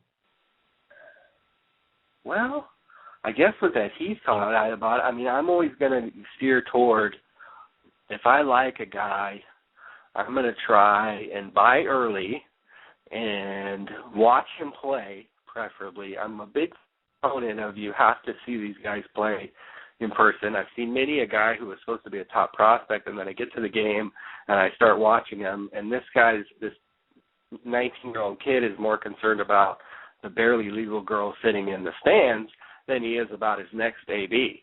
You know, right. He's supposed to have all these tools and blah, blah, blah, and you read about him and all these things, and then you're like, well, wait a second, this guy doesn't give a crap. He's more interested in something else. He strikes out every pitch. He's striking out against bums. So I watch a guy play, and then I'm like, well, let me go, what's his best card? Well, I can't afford that. You know, and I just work back from there, you know. I have money kind of all the time on check out my cards because I kind of buy and resell a bunch of cards on there. So I've always kind of got a little bit of just money sitting over there. So when I thankfully I kind of thought about Slade Heathcote, saw somebody had one for sale, and then I also, what I do is I have Terapeak, which is like a eBay price research thing.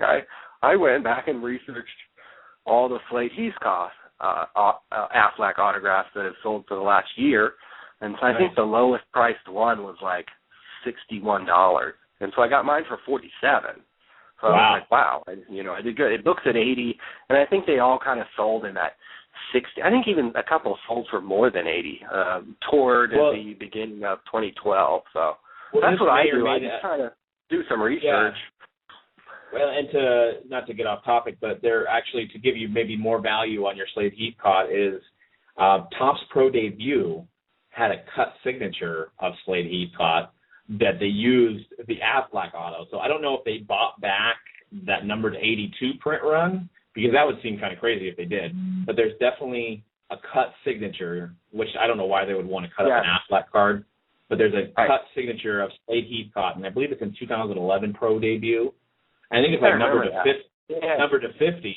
So if they bought back your print run of 82, I mean, it's probably, I've looked for your Aflac. They probably did. They probably, I think there are Slade Heathcote Aflacs, like the one I have that's autographed. They have those that are just base. There's not on that. I bet they whatever had extra, or they bought them back or whatever and had them signed. I'd be stunned if they cut up 50.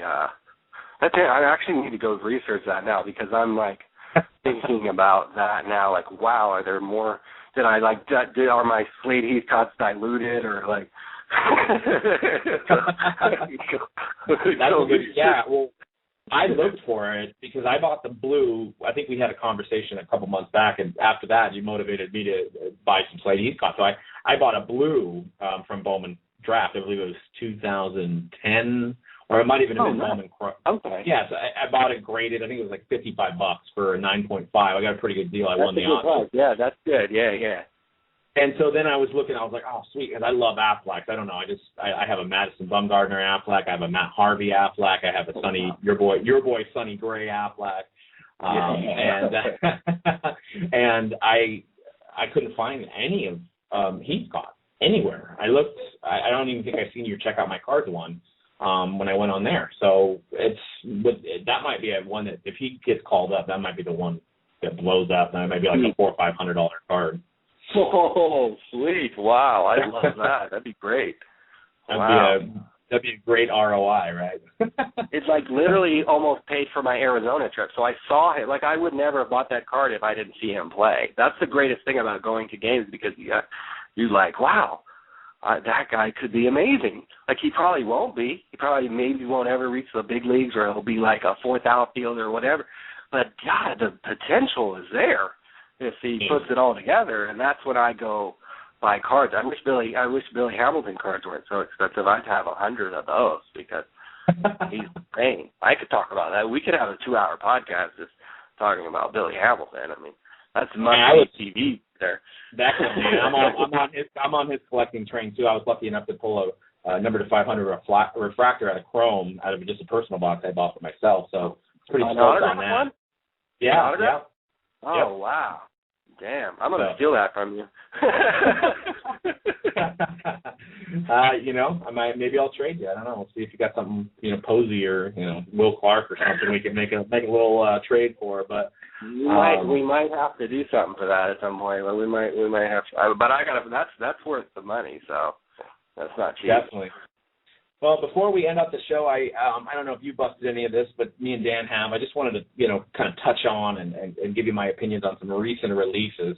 Obviously, we have two big ones coming out tomorrow. We got Prism and Top Series 1, so we won't know until that comes out. But this month so far, these are all Panini products. Crown Royale came out, football, which I thought was pretty decent. It sold out from the manufacturer, which is good for Panini. What drove that product was the silhouette. I don't know if you've seen any pictures of the silhouette autos that they did. They do them every year. Nice. Yeah. I didn't see any in person, but those look nice. Nice, big patches, and I mean most of them are sticker autos, which is a little bit of a bummer, but it's probably hard to achieve that many on card autos, as many products as they have. But I thought that was a good set, good value, 4 hits, $100 map pricing. There's John Elway. We pulled 2 John Elway autos so far. There's Joe Namath. Wow. So there's some old school silhouette looking autos, which I think in the past it was only rookies. So it's cool that they're kind of incorporating more legend stuff. I think the downside of the product would be that there's probably two of your other autos in that box are going to be 6th and 7th round guys, but we can't always have Andrew Luck in every pack. So right. Did you see any of that stuff? Have you busted any boxes of Crown Royale yet?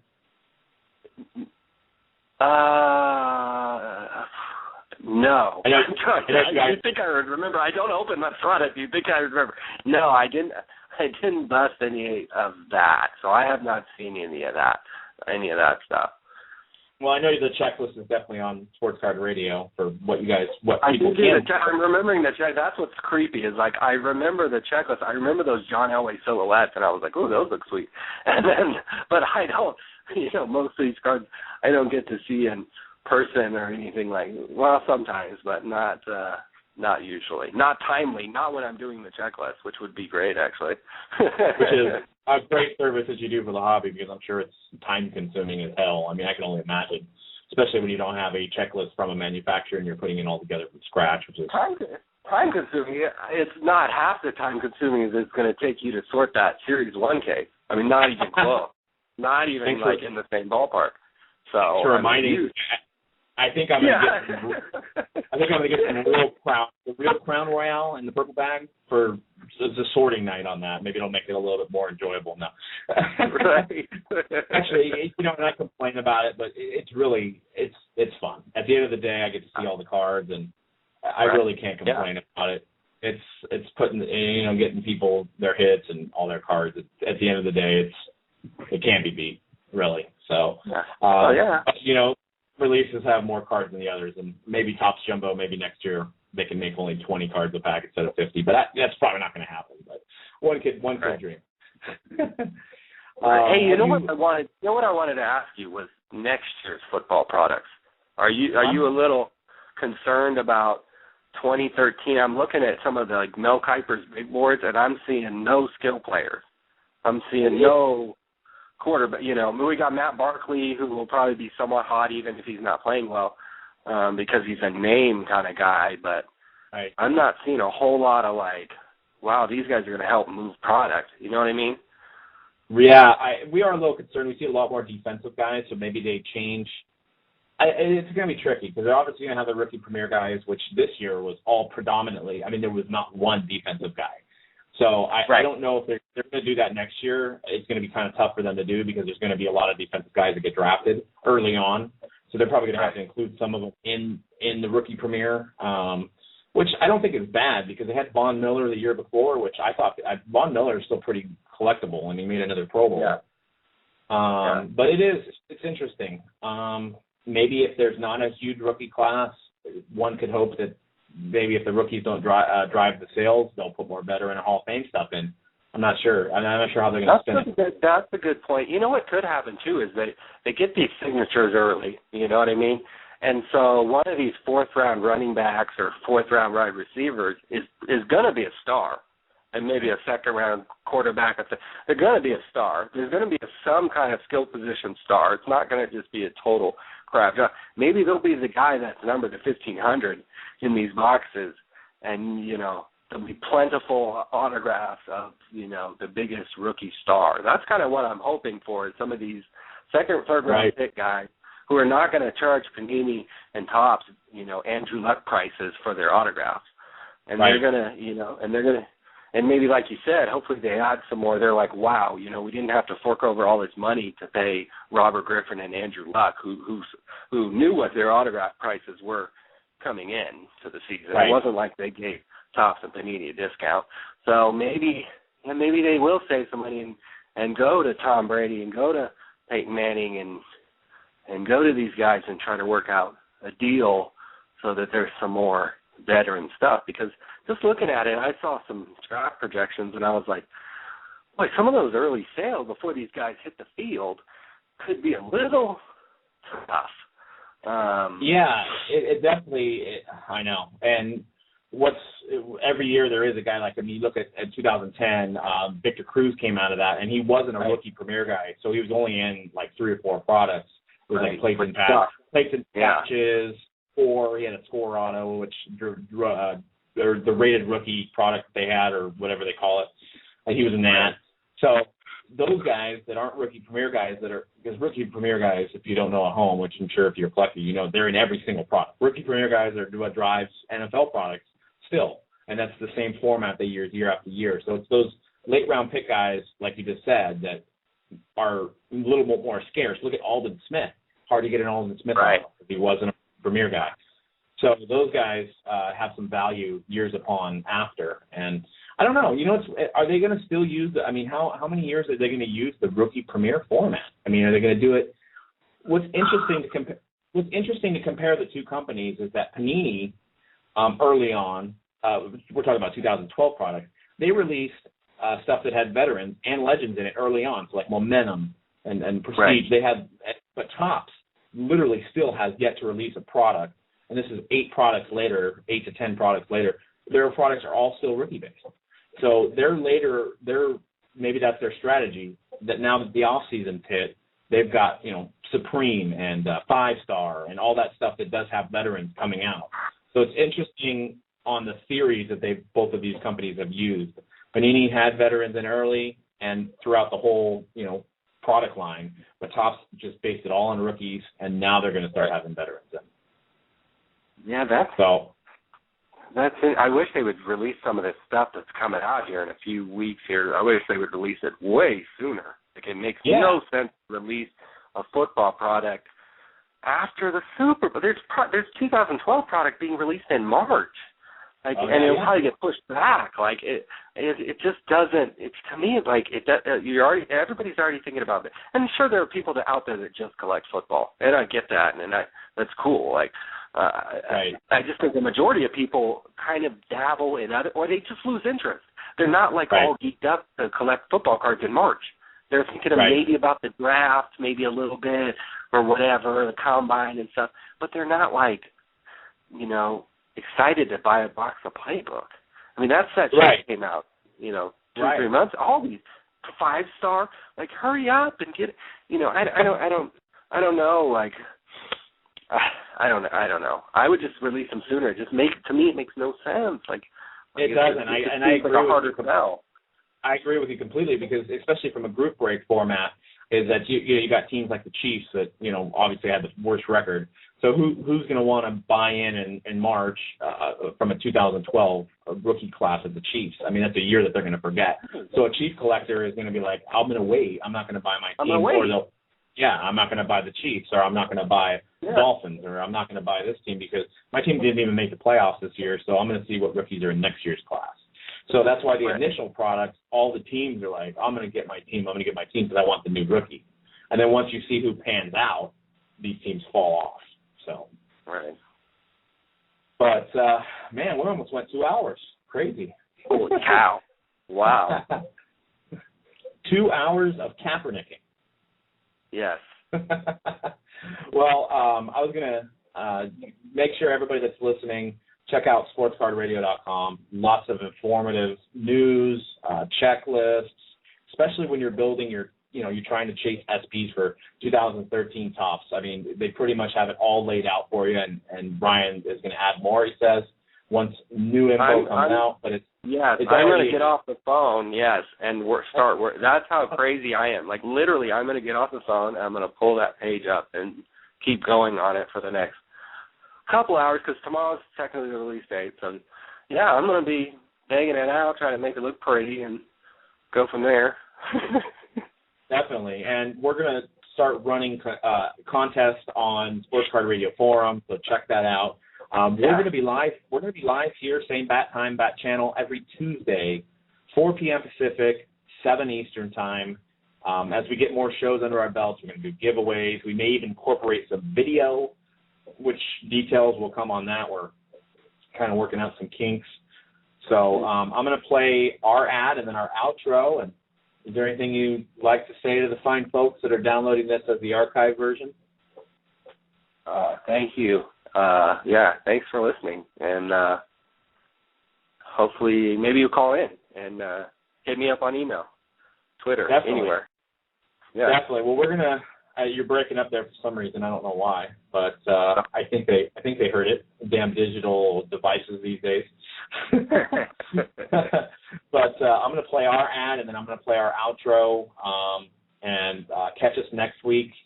We'll probably have more guests on, and we'll let you guys know about a Twitter feed that we'll create. So stay tuned for that. Check out sportscardradio.com and mojobreak.com, and keep ripping packs and busting wax, whatever you guys call it these days. And we're going to be out. Thanks again for tuning in. Sweet.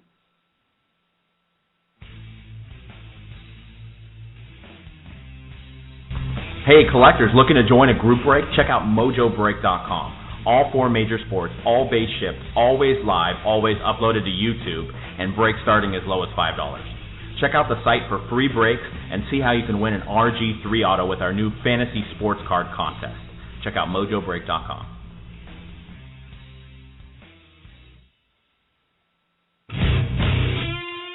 Time for Sports Card Live.